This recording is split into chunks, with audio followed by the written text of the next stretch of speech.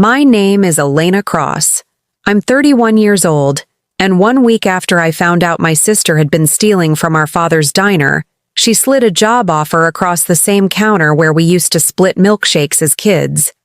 General Manager Renata said, tapping a folder against the laminate, "Real title, real salary, double what you're making at the accounting firm."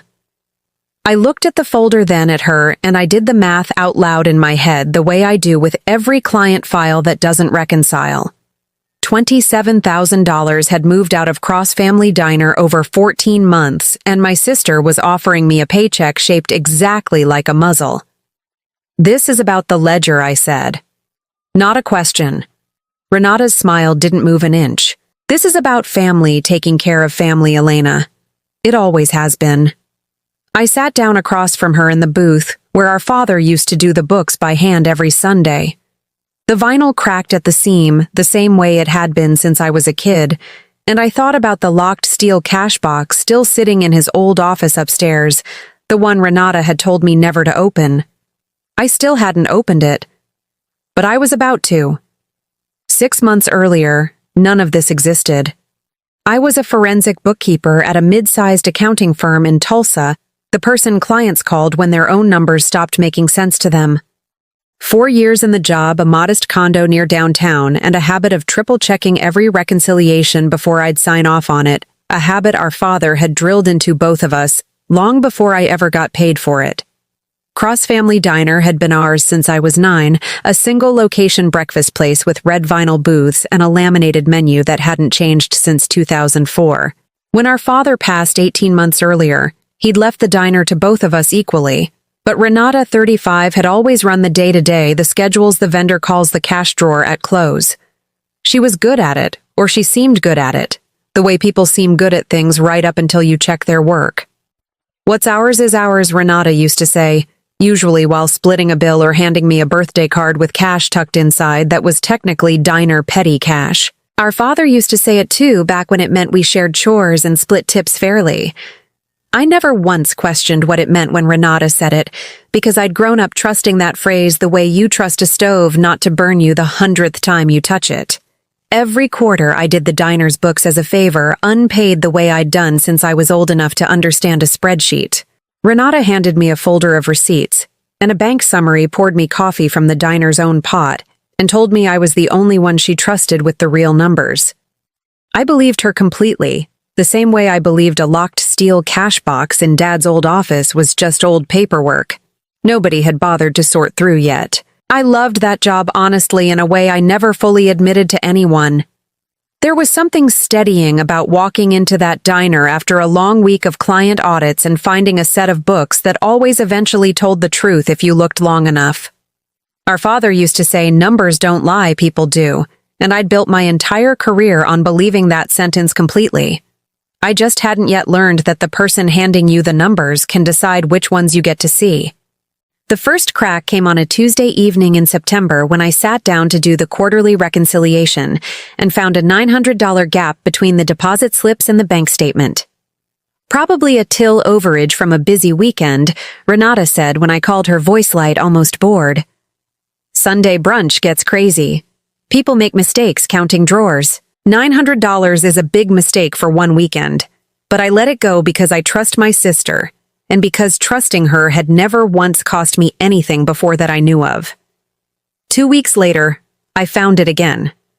A different amount this time, $1,150 memoed in the deposit log as petty cash supplies, except the supply invoices I cross-referenced didn't add up to anywhere near that.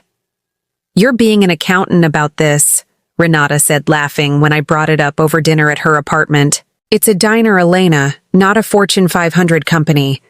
Things don't always line up perfectly, and that's okay. What's ours is ours, remember." I'm not skimming off the top of my own restaurant. I hadn't said the word skimming. She had. That night driving home, I replayed that sentence 4 times the way you replay a number that doesn't reconcile until you finally admit the problem isn't your calculator. She'd answered a question I never asked, and in 6 years of forensic bookkeeping, I'd learned that's usually the first sign someone's already rehearsed their excuse before you've found the evidence that requires one. I told myself for weeks it was nothing. I told myself diners run on cash, that vinyl booths and Sunday brunch rushes don't behave like a client's clean corporate ledger, that I was bringing my job home in a way that wasn't fair to the one family member who'd sacrificed the most to keep our father's place alive.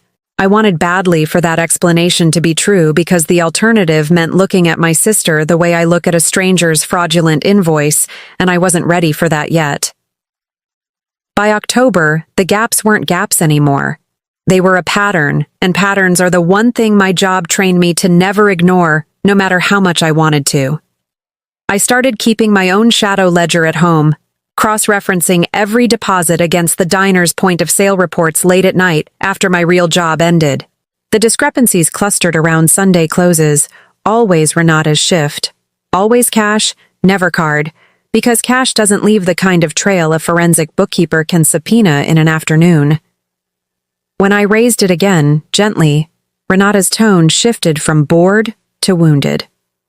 "I can't believe you're auditing me like I'm some stranger," she said, her eyes actually welling up at her own kitchen table. "Dad trusted me to run this place. He never once made me justify every dollar to you." Our mother, when I mentioned it carefully over the phone, sided with Renata without hearing a single number. "She's carrying that whole diner on her back, Elena. The least you could do is not make her feel like a suspect in her own family's business." Nobody had asked to see my shadow ledger. Nobody had asked what the numbers actually said. Renata had simply decided the story first calm and wounded in the right proportions, and the family signed off on her version the way people co-sign a loan without reading the terms. That was the moment I stopped mentioning it out loud and started building something I could actually stand behind. I opened a separate bank account, printed 6 months of statements, and began photographing every receipt before I handed the originals back to Renata quietly, without telling her why. If she noticed, she never said anything. She was too busy handing me coffee and calling me the only one she trusted with the real numbers. By late October, I'd built a habit that felt more like a second job than a favor to family. I'd stay up until midnight, some nights cross-referencing point-of-sale reports against bank deposits, watching the same pattern repeat itself in slightly different disguises. A shortage here, a vague memo there, always small enough to explain away individually and always without fail on a Sunday when Renata closed alone. Have you ever watched a number keep almost making sense just enough to talk yourself back out of what you already suspect? I sat with that feeling most nights that month, torn between the sister I'd trusted my whole life and the discrepancy log growing quietly on my laptop. The real discovery came on a slow Tuesday afternoon in November, when I finally asked our father's old accountant, a retired man named Walt, who'd done the diner's taxes for 20 years before he stepped back, if he still had access to any records from before Dad passed. He did, and what he sent me over email that evening sat there patient as sediment, the way discrepancies always do until someone finally goes looking. A vendor account listed under Cross Family Diner Supply Co. that Walt had never once heard of in 20 years of filing this business's taxes. Payments to that vendor totaled $14,600 over the past year, routed to a business account that, according to the state's public filing database, had been registered 11 months earlier under Renata's name alone. Would you have kept quiet if it were your sister and not a stranger? I've asked myself that question every night since, and I still don't fully know the answer, which is its own kind of unsettling. I didn't confront her yet. I opened the file I title every suspicious case, the same plain factual way I've been trained to for 6 years, Cross-Family Diner Discrepancy Log, and I added the vendor payments underneath the till shortages, underneath the petty cash memos, a column of numbers finally starting to reconcile into a total that made my stomach drop the way client fraud never had, because this time the missing money belonged to a name I shared. I called Walt back the next morning. "I'm going to need everything you've got," I told him. "Every statement, every filing, whatever's left." Walt was quiet for a moment on the phone, the kind of pause I recognized from my own work. The pause you take before telling someone something that's going to change how they see a person they love. "Your dad asked me something strange about a year before he passed," he finally said, He asked me how hard it would be to find out if someone had opened a vendor account under the business's name without telling him. I told him I could look into it. He never followed up. I sat with that detail for a long time after we hung up, wondering how long this had actually been going on and how much of it my father had quietly suspected before he ran out of time to ask the question fully and whether some part of him had already known exactly who to be worried about. The second reveal, the one that broke this open completely, came 4 days later, when Walt forwarded me the original insurance paperwork from 18 months earlier, filed right after our father died. Buried in an amendment was a change of beneficiary on the diner's small business insurance policy, signed the week of the funeral, moving Renata from co-beneficiary to sole beneficiary, with my signature attached as a witness on a document I had absolutely no memory of signing during the worst week of my life. This wasn't a sister skimming a little cash to cover a rough month. This was a structure built in grief, reinforced in silence, $27,000 total. Once I added the vendor payments to the till shortages to the petty cash routed through accounts that all eventually touched Renata's name alone, I brought the full file to her apartment, Walt's records printed and organized the way I organize evidence for actual clients. $27,000, I said, laying the pages on her kitchen table. A fake vendor. A beneficiary change I don't remember signing. What's ours is ours, Renata. Except somewhere along the way it stopped including me. Her face did something I'd never seen it do before. It went still. Then it recalculated fast, the way a client's story shifts the second you show them the bank statement that contradicts it. I was going to put it back, she said quietly. Every dollar. The diner almost went under after Dad died, and I didn't know how to ask you for help without you thinking I'd failed at the one thing he trusted me with. For just a second her voice cracked, and I saw something almost human underneath the calm, a woman terrified of admitting she couldn't carry what she'd promised to carry alone. Then she straightened up and the crack sealed shut as fast as it had opened. But you're turning this into something ugly, Elena, when it didn't have to be. Then came the folder, the same one from the diner counter, still sitting on her table like it had been waiting for this exact moment. General manager, she said again. Real salary, real title, equal say in everything going forward. I'll pay every dollar back quietly out of future profits, and none of this ever has to leave this kitchen. What's ours is ours. Let me finally make that true. I looked at the file, at the folder, at the exact shape of the offer I would have wanted a year ago without ever knowing it. A real title, real recognition, my name finally meaning something at that diner. And I understood with the same flat clarity I bring to every closing file that accepting this offer would just be the next unrecorded transaction in a ledger that already had my name attached to too many lies. You always did think you were better than this place, Renata said quietly when I didn't answer right away. And there it was, the resentment finally showing plainly under the careful concern she'd been performing for weeks. You left for the accounting firm the second you could. I'm the one who stayed. I'm the one who kept Dad's name on that door every single day he wasn't here to do it himself, working doubles when the cooks called out, covering payroll out of my own savings some months just to keep the lights on. I was building a career, I said. You were building a second set of books. She flinched at that, actually flinched, and for a moment neither of us said anything at all, the folder sitting between us on the table like a decision neither of us had fully made yet. I didn't answer her that night. I told her I needed time, and I drove home and let a full day pass without calling the kind of overnight pause that in my line of work is exactly when a case either quietly falls apart or finally comes together in the light. The next evening was our mother's birthday dinner. The whole family gathered at Renata's apartment, 12 people, the same kitchen table where the offer had been made. I brought the file. I brought Walt's records.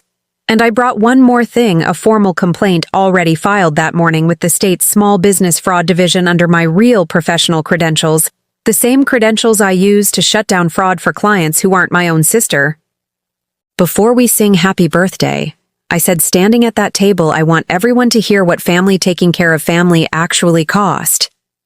I read the numbers out loud. Our mother set down her fork. Renata's mouth opened, and nothing rehearsed came out of it this time. You're destroying this family over paperwork, she said, her voice rising. You taught me that what's ours is ours, I said, letting the silence hold exactly as long as it needed to. So I'm making sure it actually is, starting with the complaint that already has a case number. I placed one page face up on the table, the confirmation number visible to everyone at dinner. You can call it ugly. I call it a closing entry. Our mother, for the first time in this entire story, asked to see every document herself, right there reading the beneficiary change with her own hands shaking around the page. Renata had no answer for a signature that wasn't mine ready in time. I trusted you with this place, our mother said quietly to Renata, setting the page down like it had gotten heavier the longer she held it. Both of you, equally. That was the whole point of how your father wrote it. Renata didn't answer that either. She sat very still, the same way I imagine a client sits the moment they finally understand the auditor across the table, already knows the ending before they've finished their excuse. Renata used to say what's ours is ours back when it meant splitting tips fairly between two sisters who trusted each other completely. I understand now that somewhere after our father died, she quietly rewrote what that phrase meant without ever telling me the terms had changed. That locked steel cash box from Dad's old office sits in my apartment, now finally opened empty, except for a stack of his handwritten ledgers from years ago, plain proof of how carefully he'd once done exactly what I'd learned to do without him. I kept the box anyway, not for what was inside, but as a reminder of every month I mistook a locked door for nothing worth opening, and every folder I once accepted without asking what was actually inside it. The state's investigation closed 10 weeks later. Renata is repaying the full $27,000 under a court-approved plan, and the diner is now legally structured with both our names on every account reviewed quarterly by an outside accountant who isn't either of us. I still do the books sometimes, but I get paid for it now, and I sign every page myself in ink, where anyone in this family can check my work whenever they want to. Renata and I aren't close the way we used to be, and I've made peace with the fact that we may never fully get there again.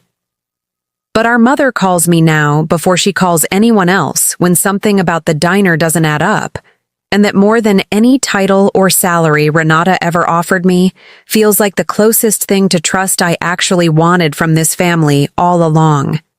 If someone in your own family has ever offered you something you always wanted with one quiet condition attached, tell me what you did about it in the comments below.